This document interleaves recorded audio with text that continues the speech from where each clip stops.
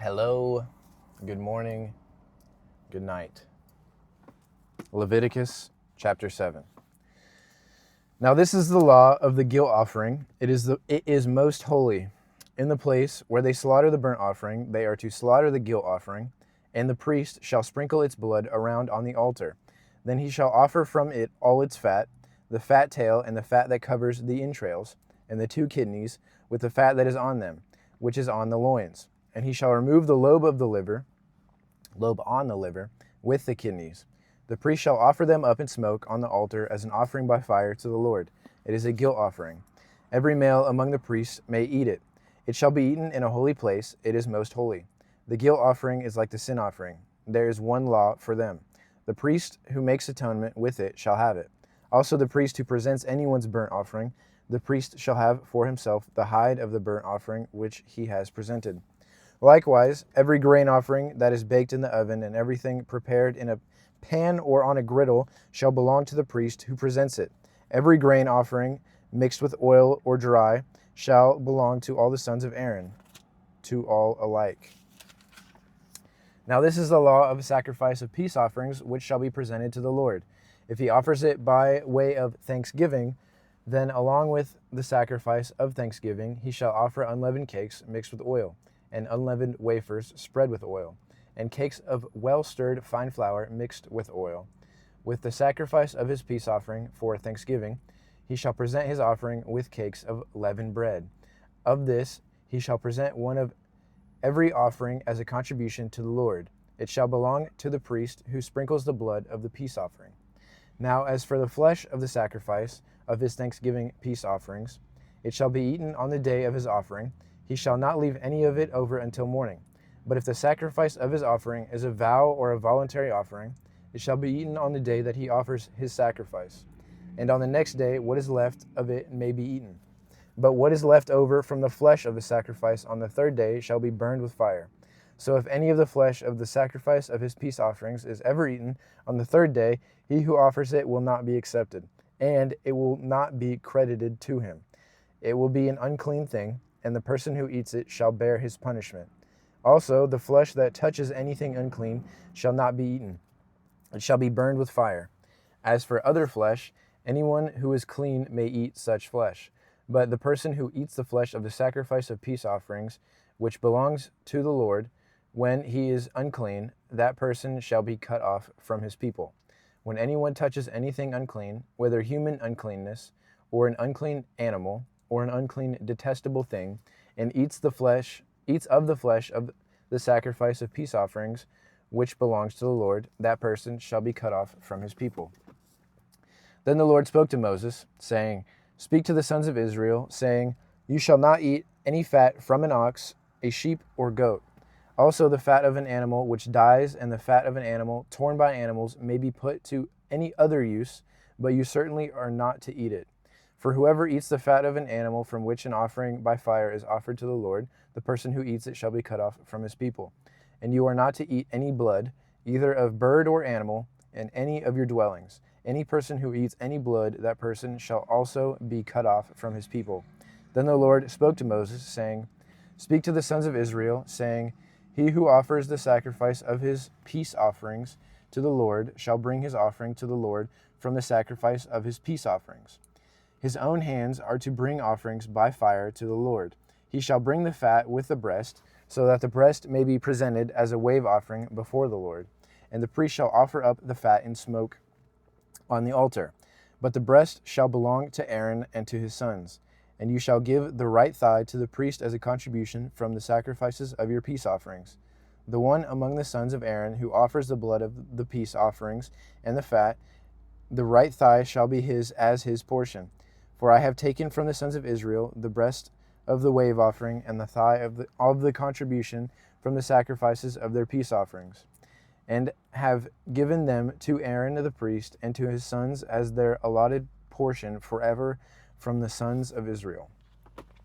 This is the allotment to Aaron and the allotment to his sons from the offerings by fire to the Lord, on that day when he presented them to serve as priests to the Lord. These the Lord had commanded to be given them from the sons of Israel on the day that he anointed them. It is their allotted portion forever throughout their generations. This is the law of burnt offering, the grain offering, the sin offering, and the guilt offering, and the ordination offering and the sacrifice of peace offerings, which the Lord commanded Moses on Mount Sinai on the day that he commanded the sons of Israel to present their offerings to the Lord in the wilderness of Sinai. I think that covers the sacrifices. Leviticus chapter 8.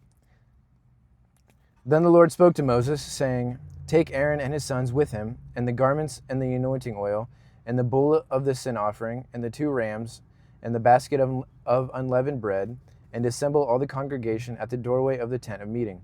So Moses did just as the Lord commanded him. When the congregation was assembled at the doorway of the tent of meeting, Moses said to the congregation, This is the thing which the Lord has commanded us to do. Then Moses had Aaron and his sons come near, and he washed them with water. Then he put the tunic on Aaron and wrapped his waist with the sash, and clothed him with the robe, and put the ephod on him. And he wrapped his waist with the artistic band of the ephod, with which he fitted it to him. Then he placed the breastpiece on him, and in the breastpiece he put the Urim and the Thummim. He also placed the turban on his head, and on the turban, as its front, he placed the golden plate, the holy crown, just as the Lord had commanded Moses. Moses then took the anointing oil and anointed the tabernacle and everything that was in it, and consecrated them. He also sprinkled some of it on the altar 7 times, and anointed the altar and all its utensils, and the basin and its stand, to consecrate them. Then he poured some of the anointing oil on Aaron's head, and anointed him, to consecrate him. Next, Moses had Aaron's sons come near, and he clothed them with tunics and wrapped their waists with sashes and bound caps on them, just as the Lord had commanded Moses. Then he brought the bull of the sin offering, and Aaron and his sons laid their hands on the head of the bull of the sin offering. Next, Moses slaughtered it, and took the blood, and with his finger put some of it around on the horns of the altar, and purified the altar. Then he poured out the rest of the blood at the base of the altar, and consecrated it, to make atonement for it. He also took all the fat that was on the entrails, and the lobe of the liver, and the 2 kidneys and their fat, and Moses offered it up in smoke on the altar. But the bull and its hide, its flesh, and its refuse, he burned in the fire outside of the camp, just as the Lord had commanded Moses. Then he presented the ram of the burnt offering, and Aaron and his sons laid their hands on the head of the ram, and Moses slaughtered it, and sprinkled the blood around on the altar. When he had cut the ram into its pieces, Moses offered up the head and the pieces and the soot in smoke. After he had washed the entrails and the legs with water, Moses offered up the whole ram in smoke on the altar. It was a burnt offering for a soothing aroma. It was an offering by fire to the Lord, just as the Lord had commanded Moses. Then he presented the second ram, the ram of ordination, and Aaron and his sons laid their hands on the head of the ram, and Moses slaughtered it, and took some of its blood, and put it on the lobe of Aaron's right ear, and on the thumb of his right hand, and on the big toe of his right foot. He also had Aaron's sons come near, and Moses put some of the blood on the lobe of their right ear, and on the thumb of their right hand, and on the big toe of their right foot. Moses then sprinkled the rest of the blood around on the altar.